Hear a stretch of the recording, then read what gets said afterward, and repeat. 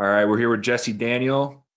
We were talking about mustaches and his beautiful mustache Jesse's got here, and then I realized Wes Thank you. had Alan Jackson sitting right there, who probably the goat country mustache. I'm like I don't want to. I'm trying to think real quick now throughout all the art. Is there a better mustache than Alan Jackson's when Man, it comes to? there's I know Vern Gosdin, he had one. Trying to think of who else, like some guys before him that might have, but as far as those 90s guys, I mean he has the iconic stash. Joe Garth Brooks Diffie had had a some. pretty good one, right? Oh yeah. Who's that? Joe Diffie, Oh yeah. Joe Yeah, yeah. Diffie, the great like dad stash. Oh, Yep. this picture of Aaron Tippin is pretty hardcore. Yeah. Aaron Tippin had a badass one. Oh man. Uh, Is there a lot of maintenance involved with the mustache? Man, for me, not at all. If I start Yeah. noticing, it's kind of gross, but if I start noticing that it's going into my mouth, like if I'm eating food and it's like Yeah. getting too much, that's when I trim it. Other than that, I just make sure there's no crazy hair sticking up and give it a little brush every now and again. But I'm not one of those guys who's like putting waxes and oils and stuff like that. Curling it. Yeah, not for me. I don't get the like middle part very thick, and that just kind of ruins the aesthetic for me. Like I can't get the good Burt Reynolds going. You got like a Oh, must. yeah. You got like a Like I'm a your waiter at eyebrows. an Italian restaurant kind of mustache, and like it just doesn't. Sure. Yeah, mine But separates a little bit right there, but not as bad as it used to. that thing's solid. But as far as the music, obviously we'll get to, and but kind of as a newer, younger artist, we could say, and maybe we have some fans that are listening that haven't heard your music. I know a lot of them for sure have. We see it when we post about it. Kind of the background, the start. I think would be kind of interesting to know, like how you got started, where you're from, and kind of how that led to the path you're on now with some really incredible country music. Yeah, definitely, man. So I'm from a town called Ben Lomond, California. It's a small little mountain town on the central coast of California. Um, Grew up there. My dad was a musician. He still is, but growing up, he, always was playing in bands, and he played, country bands, blues bands, a lot of classic rock type stuff. And so I just kind of grew up around a lot of just kind of old school roots type music. And that was my earliest influence getting into, that type of music, is hearing my dad play it. And I had some friends, I went to a fairly small high school, and a lot of the guys that I went to school with all listened to country music. And so I was just kind of exposed to a lot of different stuff. I myself got into punk rock music. I started playing that. I got really into that stuff, and I was a drummer to begin with. My dad was a guitar player. I wanted to do something different, so I learned, to play drums. I started playing in bands, and that was kind of my first taste, in getting in front of an audience, is getting to play drums with my dad's band, getting to play some of those, classic rock and country songs, and then getting to play punk rock shows with the bands that I was playing with. And that was my first introduction to that. And, fast forward a lot of years, I just kind of had always appreciated and loved country music. And I kind of ended up going back to it, through a lot of different turns of events. I got sober. That was a big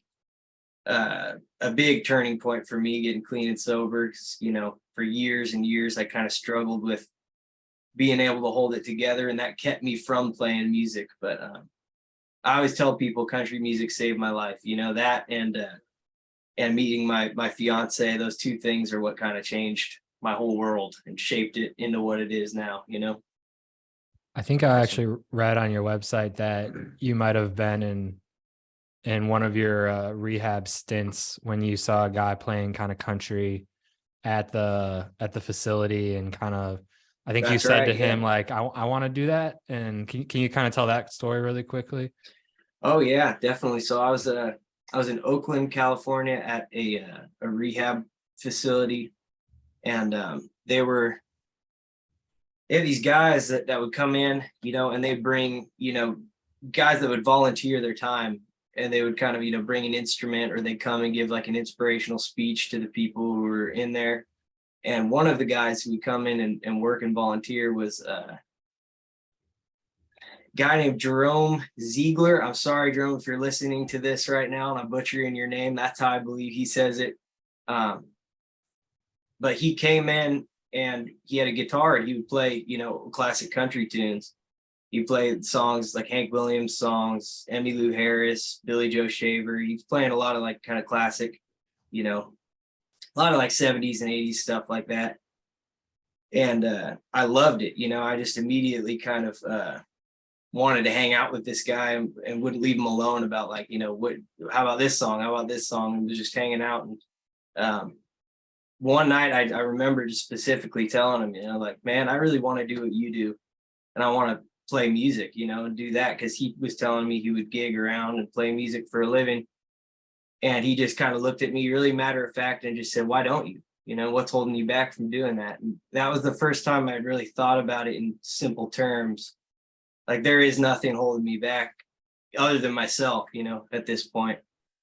And funny part about that story is, fast forward, I was sitting years and years later, I was sitting at a restaurant with my fiance, Jody. We were getting a bite to eat in Austin, Texas. And I see this guy walking down the street who looks just like that guy who brought the music in, and I didn't know this guy's name. I didn't know where he lived, nothing about him. I just had this kind of distant memory of him.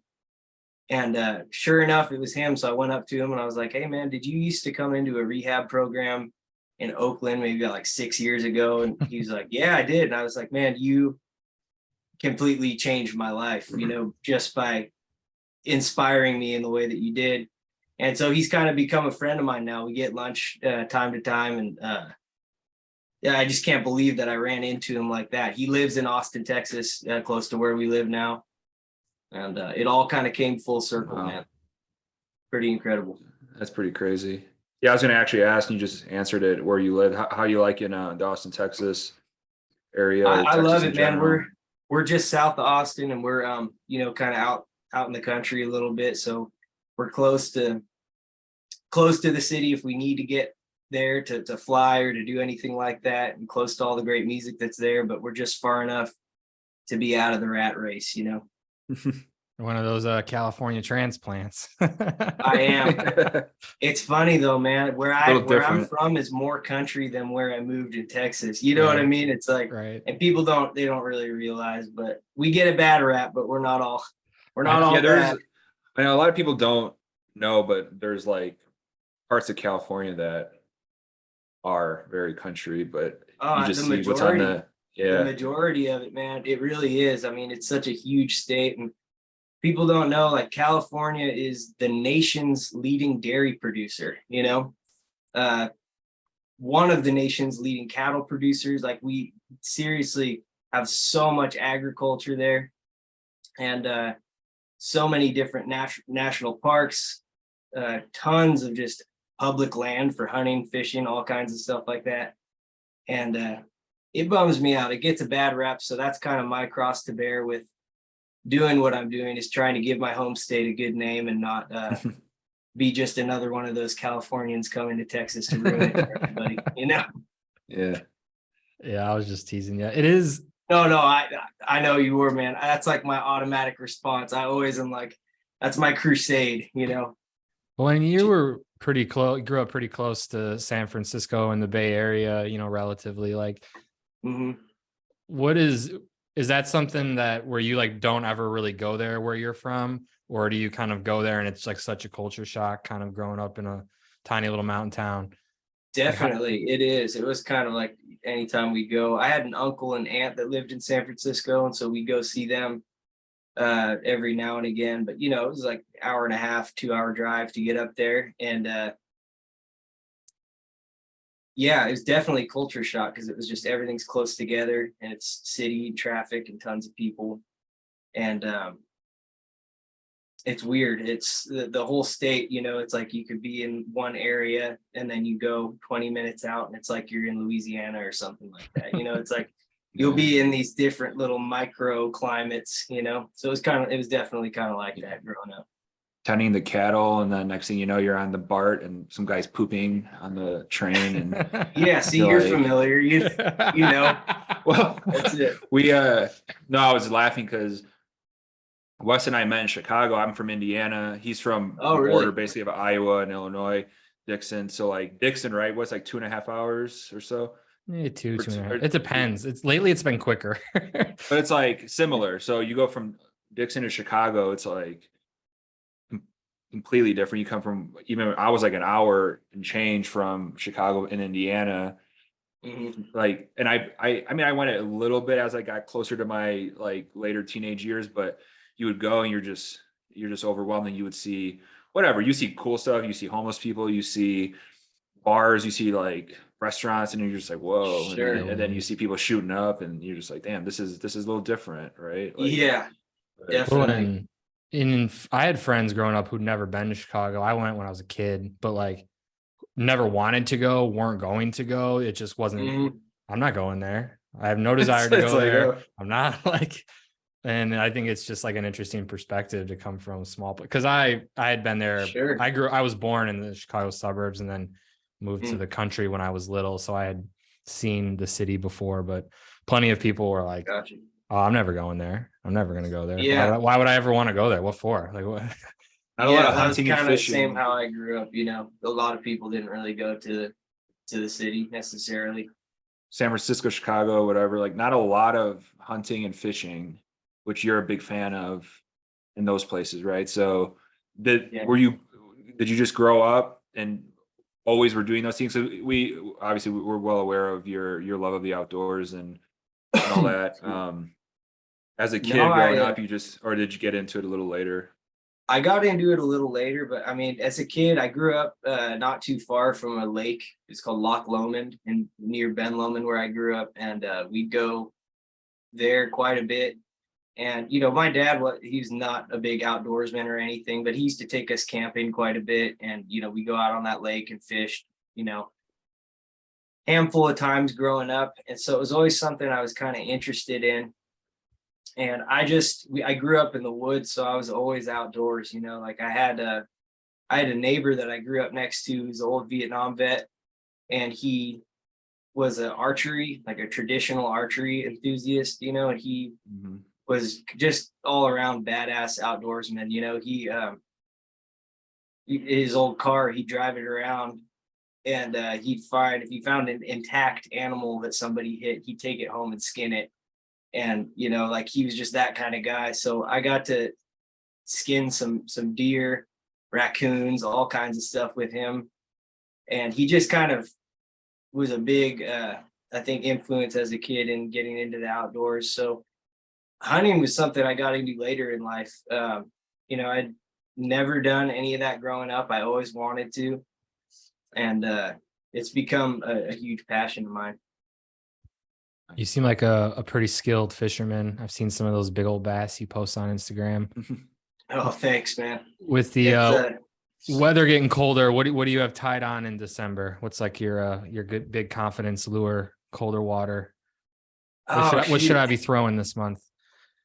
Man, I haven't been doing a whole lot of bass fishing, especially, you know, as it has got colder.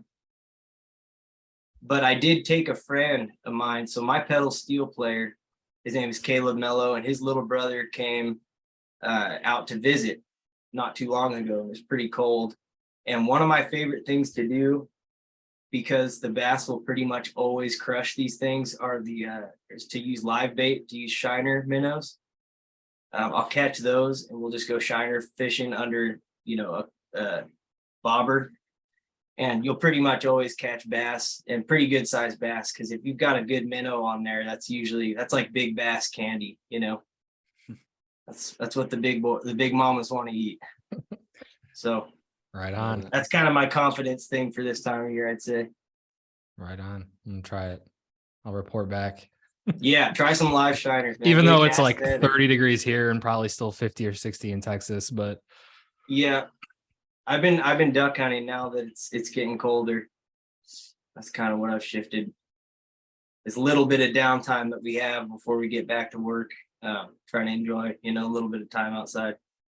Yeah, I was going to ask about that. Obviously, your album 2020 rolling on, 2021 Beyond These Walls. Is there a plan for a new album to come fairly soon, or in 2023, or is it focused on touring, or a little combination of writing and touring, or what's the? And yeah, we've got some big plans for 2023. We do have some release plans. Like, don't want to give away too much, but we've got some stuff coming up in 2023 that we've been kind of working on this year, and beyond that, we've got some cool stuff. I wish I could talk about it, but it's all surprise type of material. But we've got some really big things coming. In the new year and even in the following year that we're going to be announcing. One of your more recent releases was a Waylon Jennings cover. What was the motivation and choice behind that one? Oh yeah, so that song, Jody, her name's Jody Lyford. She's my fiance and business partner, songwriting partner. We've done everything together. We built what we do up kind of from the ground up together. And so that when we first met, that song was one of those almost kind of romantic songs that we had. It was like, that was our song, you asked me to. That was just one of those tunes for us. And so we were thinking about what songs we would want to cover when we were cutting Beyond These Walls, just to have a couple extra songs in the can just for fun. And we couldn't think of any other song that was, any more sentimental than that one. And so that was kind of the reason. I'm a huge Waylon fan also. I got Waylon tattoo on my wrist right here. Oh, nice. And yeah, it just felt right, and it's a good song too that kind of works as a duet, like a man and woman singing to each other. So we felt that was just the natural choice. Real quick before we let you go, we did get some fan questions, but this one specifically tied into you opening for American Aquarium recently. We had BJ on as well not that long ago, but you were in, it sounds like BJ Michigan. is a cool dude, man. He's such a nice guy. Yeah, he was awesome. But this fan asked about, will you come back and play Michigan after your catalytic converter was stolen? Oh yeah. So No, what's the story never. behind that? What's the story behind that whole fiasco? Oh yeah, no, I'm just kidding. Michigan, we will definitely come back. Ohio, I don't know if we're gonna come back to go see Ohio. I'm just kidding. We'll come back to Ohio, but we stopped in Toledo, Ohio to spend the night. It was actually after our show in Michigan. I think it was Detroit. And so everybody thought we got it stolen in Detroit, but we actually were driving on our way to not Columbus. Cincinnati? Beachland Ballroom. What town is that? In Cleveland. Cleveland. On our way Mistake by the Lake. Yeah. Hey, So I've never been there. I've heard Mistake by the Lake. I've heard that as That's a hilarious, slogan. man. If I was from there, I'd say that all the time. Sorry, Cleveland fans. I've just heard it. No, we stopped in Toledo overnight at what we thought was a pretty good looking hotel. We were like, hey, usually we're on a budget, especially when you're doing support, like for a band like American Aquarium and you're the opener, you're not, making as much money. So you're trying to like budget things a little bit. We stay in some always decent hotels. We used to do like the worst motels ever, and we've worked our way up to like some better ones so we get better sleep. Holiday Inn But Express. this particular evening, we were like, hey, let's get a nicer hotel so we can get some good rest and get a good shower and this and that and be on our way in the morning. Looked like a really nice area. We pull in, and sure enough, we fire up the van in the morning, and it sounded like a race car. It was just we looked underneath, and they saw the converter right off. And when you're on a budget and you're on the road and you're trying to make ends meet and everything, that's kind of like the worst case scenario. But we ended up driving it down and I wish that I could remember the name of the shop that we took it to, but there's this guy that helped us out big time and ended up getting it fixed super quick and really affordably. I mean, as affordable as you can, expect some big repair like that to be. And we did a live stream to recoup the cost, and we got it covered. So I want to thank all the fans, anybody who was watching or who was at those American Aquarium shows who kicked in some money. Thank you so much. Yeah, that's the story of the catalytic converter. But I mean, to that's the answer best.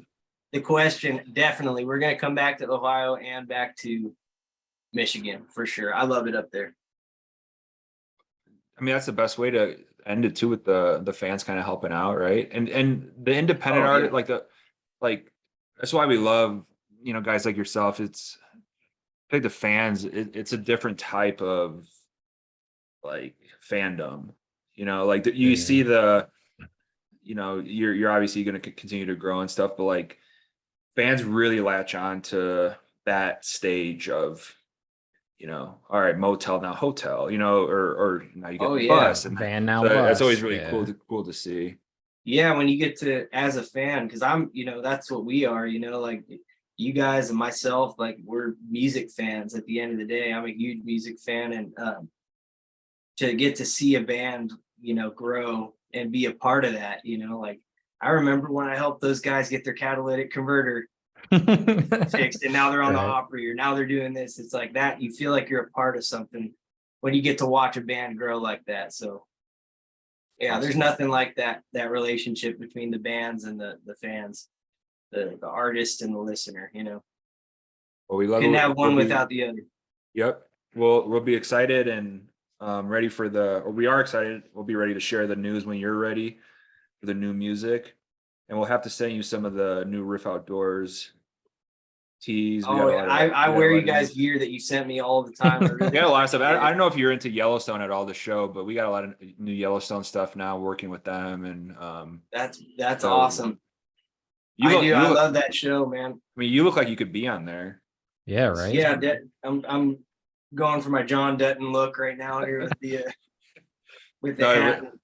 I love it. I love it. Yeah, I Awesome. love that show, man. It's so well done, and it's really cool too what they're doing for artists. like Music getting though, yeah, music. that the music is for me it's like if it didn't have that, it would be way too soap opera-y for me. Like Sure. you start Yeah. getting that music in there, and oh, that's Shane Smith up there in the Saints performing, or that's Whiskey Myers back in the up to the Tanner final season. Erstray was on Yeah. there. There's like Yeah. all kinds of great up and I comers. mean, come on, and Gotta that's get you legit. on there. Yeah, Even I on know. It's Taylor Sheridan, I believe that's the guy. Taylor, Yeah. if you're watching this right now, man, I'm ready. well, I'm ready we for post it. a lot of content, so we'll start dropping those tweets out there, and I actually might have I written an appreciate it. article about songs and should artists that be. should be on the oh, next that's a good season. one And to I'm pretty ask on Twitter. I'm It's a good pretty one to sure ask I on Twitter. had Jesse on there. I'm like Oh yeah, I think 99% so. You wrote sure. that article. Yeah. I do. I remember that one, man. I think I was, and I appreciate that. Yeah, Yeah, I'm there you down. go. I would love to be on Yellowstone, and I think like that's another one of those things as an artist, just to have to be at a show and have fans singing the words back to you, or to like hear your songs in a show or a movie or anything like that. That's just so incredibly gratifying. It's just a cool milestone. So even just the prospect of that makes me excited. Yeah, we'll Awesome. get Taylor Sheridan on the horn. Yeah, hopefully. Yeah, get him on the phone. Well, Jesse, have a great Christmas and Happy New Year, and just be safe out there on the road. And we're ready for the music. When you want to send it to us, we'll share it. You got it. I'll keep you guys in the loop, and I appreciate you so much for having me. All right, Jesse, Awesome. take Thank care, you, buddy. buddy.